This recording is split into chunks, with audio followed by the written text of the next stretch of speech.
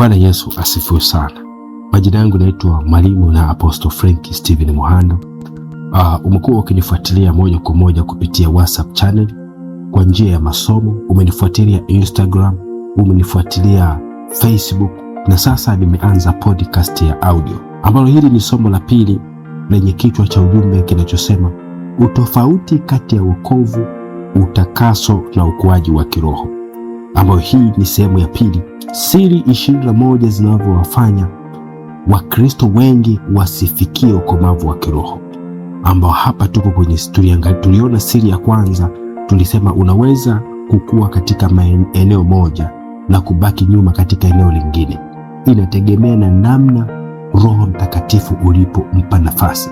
Maana yake Roho Mtakatifu anashughulikia tabia ya mtu yule ambaye atafanya ushirikiano kumualika kwenye maeneo ya maisha yake, kwamba eneo lipi Roho Mtakatifu abadilishe na eneo lipi Roho Mtakatifu abadilishe tabia yako.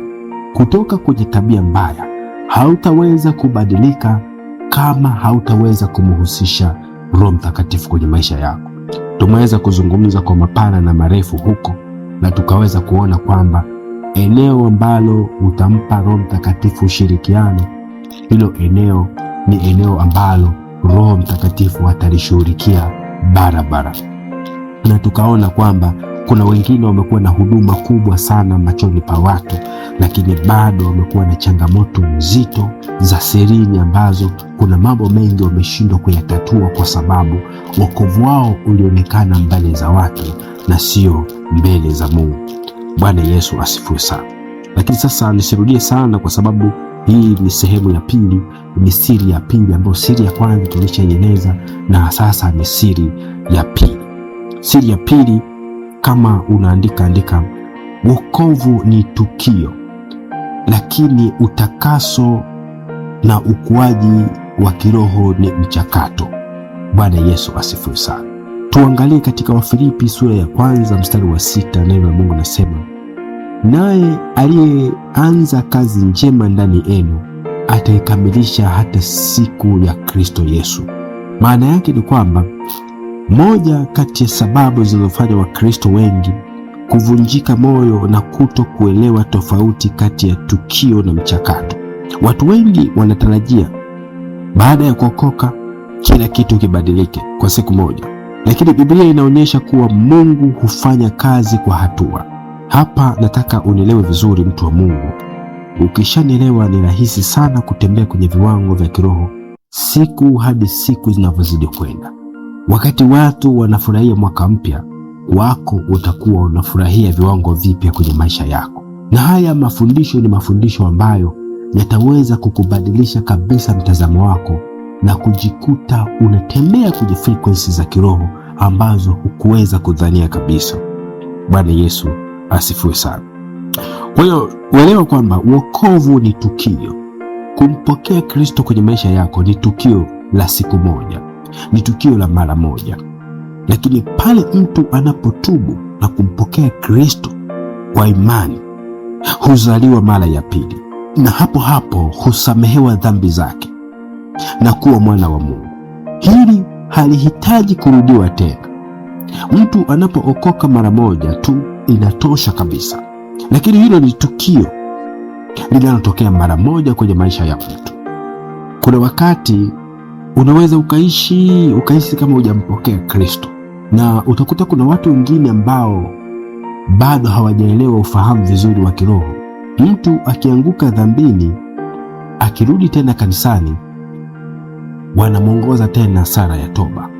Of course kila mtu yuko na ufahamu wake, lakini tukio la kuokoka ni mara moja tu. Lakini utakaso na ukuaji wa kiroho ni mchakato wa maisha yote ya mwamini. Mungu huendelea kufanya kazi ndani ya mwamini kila siku. Hushughulikia tabia, hushughulikia mawazo, hushughulikia maneno, hushughulikia maamuzi, hushughulikia mitazamo na mwenendo wake, akimfanya afanane zaidi na Kristo Yesu. Bwana Yesu asifiwe sana. Maana yake kwenye maisha ya mwamini, prosesi ya utakaso na prosesi ya ukamilisho ni kila siku kwenye maisha ya muumini. Hakuna mtu ambaye atasema hapa nilipo sasa inatosha kwa viwango vya kiroho. Hakuna siku utafika utasema una utoshelevu. Maana mtu ambaye anamlingana Kristo, maana yake kila siku bado moyo wake una kiu ya kutafuta huo uwepo wa Mungu kwenye maisha yake na kutafuta siri za ufalme kila siku. Neno la Mungu linasema pale, anayetaka kunifuata na ajitwike msalaba wake anifuate. Anasema kama vile ayala atafutavyo maji ya mito, ndivyo nafsi yangu ioneavyo shauku. Maana yake kuishi kwenye viwango vya kiroho ni shauku, ni tamanio la kila siku kwenye maisha ya mtu. Bwana Yesu asifiwe sana. Kwa hiyo kwa mtazamo wa kiroho, Mungu haokoi mtu. Kwa hiyo Mungu haokoi mtu kwa kusudi la kumwacha alivyo, lakini humwokoa ili aanze kazi ya kumjenga.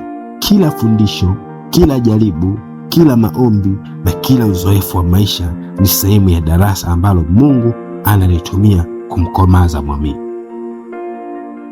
Wale wanaoelewa siri hii hawavunjiki moyo kabisa, na tena wanapoona bado wana maeneo yanayohitaji kubadilishwa, badala yake huendelea kushirikiana na Roho Mtakatifu, wakijua kwamba Mungu bado anaendelea na kazi yake ndani yao. Siri kubwa ni hii: wokovu hukufanya uwe mtoto wa Mungu kwa dakika moja, lakini kukua na kufanana na Kristo ni safari inayohitaji utii, ni safari inayohitaji uvumilivu na kutembea na Mungu kila siku kwenye maisha yako. Bwana Yesu asifiwe sana.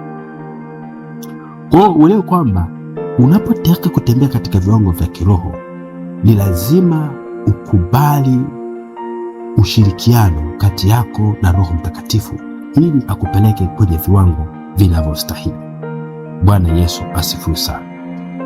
Kwa hiyo usivunjike moyo kwa sababu bado unaona Mungu anashughulikia maeneo fulani ya maisha yako. Mara nyingi watu hudhani kwamba kila wanapoona udhaifu ndani yao basi Mungu amewaacha, lakini ukweli ni kwamba Mungu hushughulikia kile ambacho amekikataa, hushughulikia kile ambacho alikikubali kuwa cha kwake. Kama Mungu bado anakurekebisha, anakufundisha na kukunyoosha, hiyo ni ishara kwamba bado anaendelea na kazi yake ndani yako. Bwana Yesu asifiwe sana. Hatari kubwa si kuwa katika mchakato wa kubadilishwa. Hatari ni kusimama na kukataa kubadilishwa. Kuna watu waliookoka lakini walisimama kukua. Wengine walikubali wokovu lakini wakakataa nidhamu ya Mungu. Wengine walipokea karama lakini wakapuuza kujengwa kwa tabia. Mwishowe walikuwa na uwezo wa kuhudumu lakini hawakuwa na uwezo wa kubeba kwa uaminifu kile Mungu alikuwa amewawekea. Bwana Yesu asifiwe sana. Kwa hiyo tunaona hapa kwamba shida sio kuwa na huduma, shida sio kuhudumu. Mungu anapokupa huduma haimaanishi kwamba umekamilika. Bado unahitaji msafari ya kubadilishwa kuelekea kwenye ukamilifu, kufanana na Kristo kwenye maisha yako. Bwana Yesu asifiwe sana. Ni maeneo gani ambayo unayaona kabisa bado unahitaji msaada wa kiroho? Kuna watu wengi sana wanajitahidi kumlingana Mungu kwenye maisha yao, wanajitahidi kujionyesha mbele za watu kwamba wameokoka, amini kwamba ni wakamilifu, lakini bado wanamhitaji Kristo kwenye maisha yao. Na kuna wengine wameshaokoka lakini ile mchakato wa kukua kiroho umesimama. Mchakato wa kukua kiroho umesimama ni kwa sababu wamempa limitation Roho Mtakatifu. Kuna bado kuna tabia wamezikumbatia. Unaweza ukaona watu wameokoka lakini bado wana tabia fulani mbaya sana. Kumbe Roho Mtakatifu anafanya kazi na watu ambao wanakubali kujikosoa wenyewe kwanza. Lazima ujikubali kujikosoa mwenyewe kwanza, ujue kwamba kuna maeneo unahitaji usaidizi wa Roho Mtakatifu ili aweze kukubadilisha kwenye maisha yako. Maana yake ni kwamba kama hujaona unahitaji msaada, maana yake hilo eneo hauwezi ukabadilika. Kila siku utabaki kuwa ni yule yule kwenye maisha yako. Bwana Yesu asifiwe sana. Na ndipo hasa hapa tunaona hata wanandoa ndani ya nyumba. Mwanandoa ambaye yuko tayari kujikosoa kila wakati na kusaidiana na Roho Mtakatifu, huyu anakuwa ni mwepesi sana kumrekebisha. Na hapa utaona kwamba mwenza mmoja yuko tayari kumsikiliza mwenzie, ni kwa sababu tabia ya kubadilishwa imekuwa ni tabia yako kwenye maisha yako.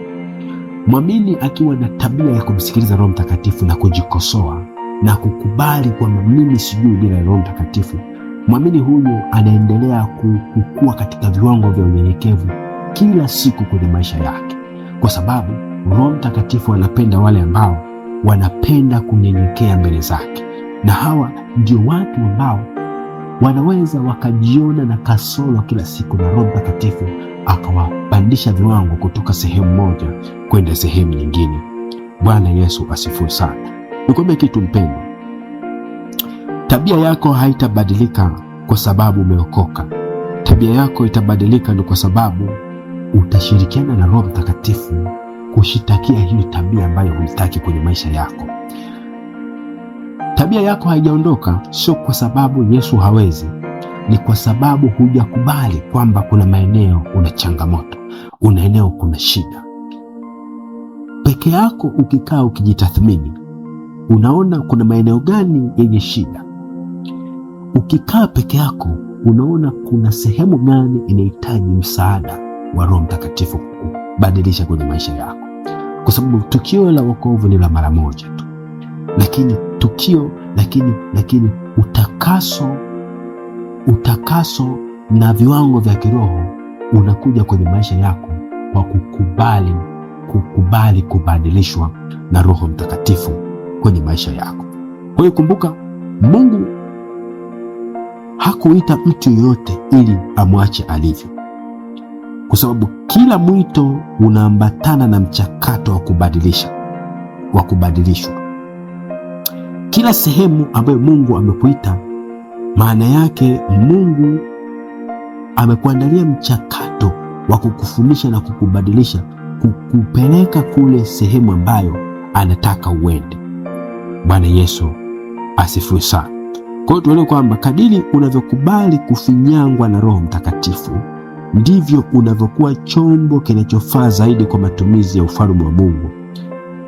Usikimbilie mwito wa safari, usikimbilie mwisho wa safari, bali kubali mchakato, kwa maana ndani ya mchakato ndipo Mungu hutengeneza watu wakuu kwenye hii dunia. Bwana Yesu asifiwe sana. Nataka nikwambie kitu ndugu unayenisikiliza saa hii. Siri hizi 21 ni siri ambazo zitakusaidia kwenye maisha yako, na hii ni siri ya pili. Ni siri ambayo unatakiwa kufahamu ya kwamba wokovu ni tukio la mara moja, lakini utakaso na ukuaji wa kiroho ni mchakato wa kila siku kwenye maisha yako. Maana yake unapokubali mchakato kwenye maisha yako, utaanza kuona viwango vya kiroho siku hadi siku zinavyozidi kwenda. Na ndio maana utaona watu hawabadiliki. Utakuta kuna mtu ana huduma fulani kubwa sana kwenye maisha yake, lakini kuna tabia mbaya zimekaa kwake kwa sababu hajamkubali, haoni kwamba ana kasoro kwenye maisha yake. Maanake Roho Mtakatifu atatenda kazi kwenye maisha ya mtu pale ambapo atakapompa nafasi. Maana yake unaweza ukawa na miaka 50 kwenye huduma kubwa sana, lakini bado ukawa na tabia ya siri inayokutafuna na isiishi kwenye maisha yako na ikazaa matunda. Sio kwa sababu haujaokoka, bali ni kwa sababu hiyo tabia umeikumbatia kwenye maisha yako na ndio maana haitoki, haikuachiliwi. Bwana Yesu asifiwe sana. Kwa hiyo elewa kwamba siri ya pili kwenye maisha yako ni kwamba wokovu ni tukio la mara moja tu, lakini utakaso na ukuaji wa kiroho ni mchakato wa kila siku kwenye maisha ya mwamini. Bwana Yesu asifiwe sana. Niseme tu Mungu akubariki. Usikose katika siri ya tatu ambayo tutakwenda kujifunza. Tutaona siri ya tatu ni nini. Basi kama huja subscribe na kushare, subscribe kwa watu wengine na share linki hii kwa watu wengine. Share somo hili kwa watu wengine ili waendelee kujifunza kwa undani zaidi. Majina yangu naitwa Mwalimu na Apostle Frank Steven Muhando. Kama uko tayari kuchangia huduma hii, kuwa sehemu ya huduma hii, kumbuka tulitoka kwenye masomo ya kusoma, sasa tumeingia kwenye audio, na tunataka tutoka kwenye audio tuanze kupandisha masomo ya YouTube kila siku.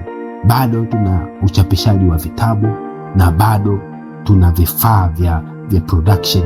Tunahitaji cameras kwa ajili ya kufanya podcast ya video ya kuona. Bwana Yesu asifiwe sana. Nina mifano mingi ambayo Mungu amenisaidia. Nikikuonesha hii mifano ni rahisi sana kuelewa kwa upana zaidi.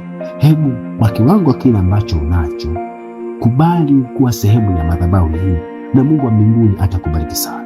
Basi unaweza kutuma sadaka yako kupitia namba 0628376362 na jina litakuja Frank Muhando, lakini namba ya Airtel ni 0686986362 na jina litakuja Frank Muhando, lakini namba ya Vodacom ni